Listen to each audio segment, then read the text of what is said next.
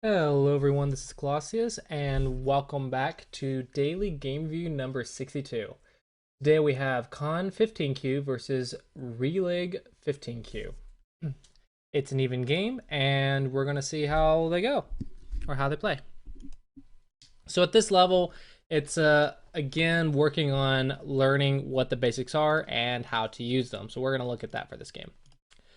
So two space high approach is not common. Remember, if you need to figure out what are some common variations, you can look at professional games to see what variations they use in the corner.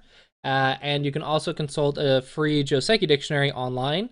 That is at josekipedia.com or itago.com, or some other places. Maybe some people in the comments below will share with you as well. However, there are free dictionaries online. You can just search for them or ask for them. Just look Joseki dictionary, and you should be able to find something. And yeah, so look up some Joseki dictionaries. That way you can get rid of the not so common moves, because these moves usually can give white a better result locally. Normally, you want to approach from one space away like this because it gives you better variations and better follow-ups. Okay, so white makes a Shamari and ignores the corner. And black pincers. Again, this is not normally the shape. Normally, you would pincer here. And since white play Tanuki or play somewhere else, black will be able to attack this 4/4 stone. Therefore, white, I think at this level, it's better to just defend yourself first to have less to worry about on the board. Because if your opponent gets the chance to attack you somewhere, maybe you'll lose a little bit of an advantage in this area. And at this level, we don't want to do that when we want to do that as little as possible, due to the fact that we're at this level, there's going to be mistakes at other parts of the game. So we want to cut down the mistakes as much as possible. Therefore, learn the stuff that you can learn at your level right now and make sure that those aren't mistakes that you are making. You should be working to fix the other mistakes in the middle game and end game, but the opening is something you can look up on a free online dictionary and kind of have a general idea of how to play. That way you don't make hardly any mistakes in the opening, theoretically, and you don't want any more mistakes than you have to. So at this level, just simplify your game, play the basics, play the basic shapes, and work on fixing the mistakes that come up after that. In this case, it's better to fix here at this level too, because when we consult our questions, question 1, where is my weakness? Question 2, where's my opponent's weakness? And question 3, where's the big move? Well, this is question 1. I have weakness in this corner that black can exploit by playing a pincer. Therefore, probably you want to do something about it with something simple like this. You may also consider this to force black to build up some thickness, and you can build up a very large area on top or very large corner. Or you can just play simply like this, and it's also perfectly fine. However, I think you should do something to defend that stone in the corner, because according to basics, that's our first step, and let's learn the basic steps first before we start worrying about where the exceptions are. If you don't know the basics, then you can't think of the exceptions. All right, so let's move on. Black plays this way. Again, this is a little weird shape. White now defends his corner, perfectly fine. And black plays this one. So this one is actually not understanding what the 4/4 point is supposed to do. This means that you're worried that white's going to come in because maybe you've seen players come in and take your corner like so, and you're scared of this. However, this isn't something to be scared of. This is a common variation for the 4/4 point. If you don't like this, then perhaps you probably shouldn't play the 4/4 point. However, don't be scared of this. This is a common Joseki, a common variation that is equal for both sides. And in this case, it's slightly better for black because white got 10 points in the corner, but black's got more than 10 points in influence. Therefore, this result is good for black, and you should definitely not be scared of it. Additionally, the way to defend the corner, if you want to stop the 3/3, is a knight's move to the third line, either this side or this side. Now when your opponent comes in, it is a ko. In this case, this is good for you as well, because if your opponent comes in, well, it's a ko for his death. And then, then if white tries to play something and you respond and play this, well, now you have the option of fighting the ko by playing a ko threat, or getting 2 moves in a row somewhere else on the board, which is much bigger than trying to do this locally, theoretically. Again, so don't be scared of the corner. There's many options you can do. You can handle this as a ko for white's death, or you can just take it 2 moves for free on the rest of the board, which is probably bigger than this corner in general. Therefore, your opponent likely won't come into 3-3 until later in the game. And lastly, if you really want to defend this corner, the way to defend is this shape. That way the 3-3 will die now, because there's no way for white to live because of this stone and this stone supporting black. There's no way for white to live in this corner. In addition to that, this shape's a lot more efficient than just playing the 3-3, right? Because this is kind of makes the 4-4 look pointless, because the 4-4 is meant for influence, but here you're trying to make territory with it. You only make territory when you need a base or something like this, when you're trying to settle your stone and settle the position. Otherwise, go ahead and make that moyo. Don't be scared of the invasion. A moyo is how the 4-4 is supposed to operate. It's supposed to make a large influence and then attack your opponent when they come in. And you'll make points by attacking and gain profit while attacking. But this is how influence works. So I think you probably don't quite understand how influence works or how the 4-4 works if you're playing a move like this. So try and think really hard. What is the purpose of each of these stones or each of the opening moves? A 3-4 point has a half influence, half territory. A 4-4 has absolutely no territory but lots of influence, and a lot of people like influence. So I think instead of being scared of the 3-3, you should learn how to utilize the 4-4's influence and how to make it efficient and how to deal with the variations. You can also, again, look up local Josekis online for free. And if you really want to, maybe you should ask on the online Go server or on KGS or whatever server you play on, ask for some teaching games on how to use influence or how to use the 4-4 points. And I'm sure somebody will be able to help you out. All right, I've spent enough time on this little corner, so I'm going to go ahead and move on. But again, remember that you need to make sure the stone is doing what it's supposed to do and not playing. This is kind of the exact opposite idea of what the 4-4 is supposed to be doing. All right, now white chooses an invasion here. Not quite needed at the current moment. So question one, where's my weakness? White, you don't really have too much weakness, but maybe since black has you surrounded, maybe the 3-3 is a little annoying, because when you're surrounded, then the 3-3 is your base. So maybe you want to do something in this area. In addition, where's black's weakness? Well, there's some weakness with this shape. So what about something to come out and split black apart? By splitting black apart and staying connected yourself, this will become a result where black has to save both sides, and you can just casually split them apart and destroy the center influence.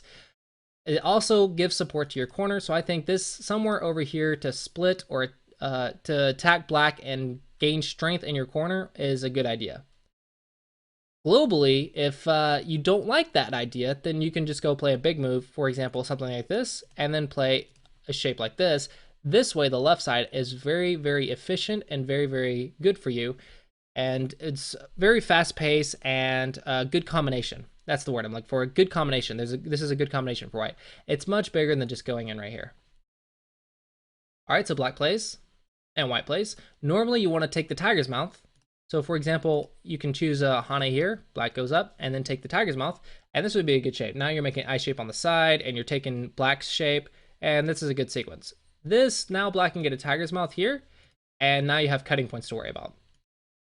However, black plays this way, so now's a good time to wedge. All right, you play here. So this is a good time to wedge because now black is the one with cutting points. However, this one's not so good because now black can just play this tiger's mouth, and this stone's dead. However, black chooses to play here, and I think both players are kind of missing the point in this fight of what should I be doing. So, I think right now it just means you need more experience with fighting. So probably play some games and get them reviewed more often, and you'll get some better ideas on how to fight and how to defend locally. All right, we play this way. White, defend the cutting points.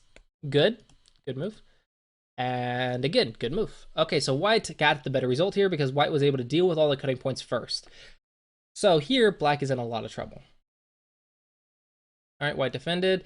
So I guess you're worried about this cut. However, it isn't a concern just yet. I would keep splitting black and fight in this area. Even if black does something like this, you're still okay because you can simply come up here and these 3 stones are cut off. And if black tries to surround you, well, then you can just play right here and capture this stone. So splitting black, I think, is more important. All right, so you chose to defend. It's not bad if you don't see the cut. This isn't that bad. All right, black has cutting points, so just push through and cut. No. Don't Tanuki or play somewhere else when there's still a big fight. The big fight is urgent. You want to play urgent before big. So here, there's all kinds of cutting points, all kinds of weakness for black. So you want to take advantage of that weakness. So pushing through and cutting is definitely the way to play because black is in a lot of trouble here.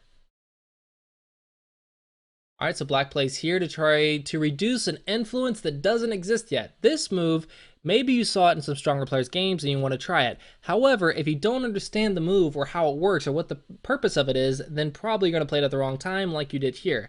This move is meant for reducing a white influence when you can't play on this side and can't play on this side, or maybe it's not so good or not recommended, and white has a large influence, well then you can play this to reduce. However, in this case, white doesn't have that influence yet. You can simply pincer here and it's good enough. And white only has that corner. So make sure you understand the moves, black, and don't just play moves that maybe you've seen stronger players play for no reason. You need to understand how the move works. And to understand how a move works, you need to understand the basic questions. Where am I weak? Where's my opponent weak? And where's the big move? And the big move is open corners, open sides, biggest area. And in this case, the open side is the left side and the bottom side. So you could play this way and white plays here and you can invade now and that's fine. Or you can play a pincer if you don't like that. And then if white comes in, you could simply play this way in order to stop white's influence. And this is another Joseki, right? However, I think maybe this is a little good for white, but that's because you have all this weakness over here and you can't really do anything about it. Anyway, so that's those are the options there. So I recommend looking up what are the basic variations first, and then try answering the basic questions more often. All right, so white defends here, so this is the proper shape and gets points, which is good. And black plays here. Again, black, you're playing the abnormal moves. This isn't one of the normal moves. Normally it's low one space or high one space. And the high one's even rare nowadays. Otherwise, a pincer or some other variation. But this isn't normally good because it doesn't defend the 3-3 at all. So even when white jumps back or white plays something, the 3-3 is still a big weakness for black and you don't have a stone to support it. So for example, if I go in now, you can see that this stone, it gives you a tiger's mouth, but white still is able to extend multiple times and take your points. Whereas if it was here, now, when white goes up, you can just block on the head like this, and it's much smaller for white to live in the corner. So it's a bit more effective. But the Joseki is actually this one. So white will, of course, change its plan. However, in the other one, when you had the 2-space high, then it was a bit good for white. Because white got a bigger corner. All right, white chooses to jump back, perfectly reasonable. Black decides to come in, also reasonable. Plays here. Normally, black, you want to take that tiger's mouth first. Block that tiger's mouth, and then you can start thinking about something like this. But if you don't block the tiger's mouth, then white's going to get a good vital point on you very quickly because this is an important liberty move here soon. We play this way, and white does get it, and now your 2 stones are in a lot of trouble because they only have 2 liberties. So getting that vital point or that tiger's mouth is very important. White, you can extend. If black plays this way, you can simply play this way. Black has to defend, and then you just kill him. So black will have to play this way, then defend, and then you can live in the corner. And black's going to die on the inside. Just extend. And if black plays this way, well, now you can break out. So the difference is quite important.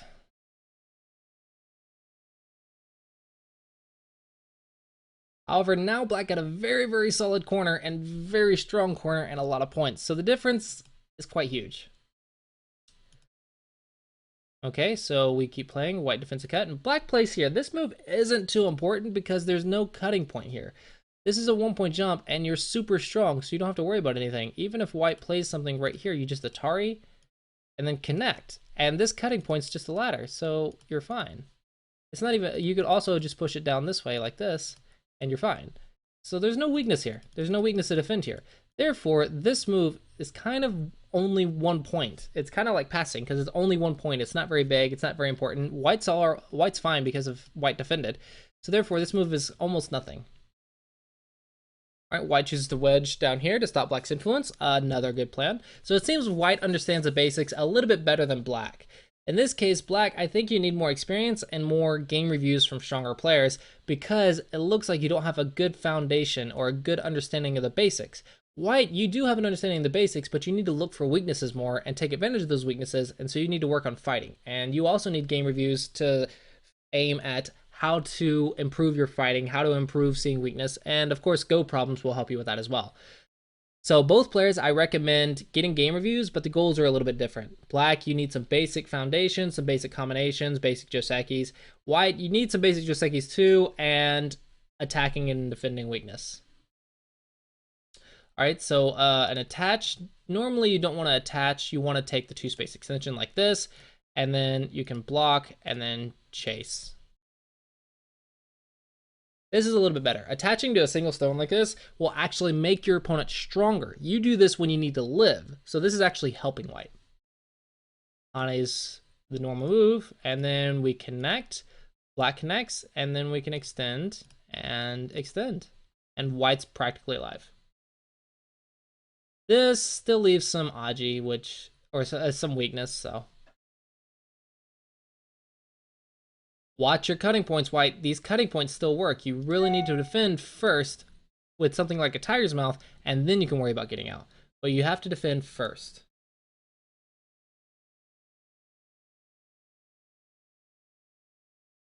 This doesn't quite defend, so I'm not sure what you're doing here. There's still a cut. So I'm not sure what you're doing here, White. You need to watch your weaknesses. So like I said, watch the weaknesses and practice the attack and defense. Black, you also should look for the weaknesses. The cutting points are important.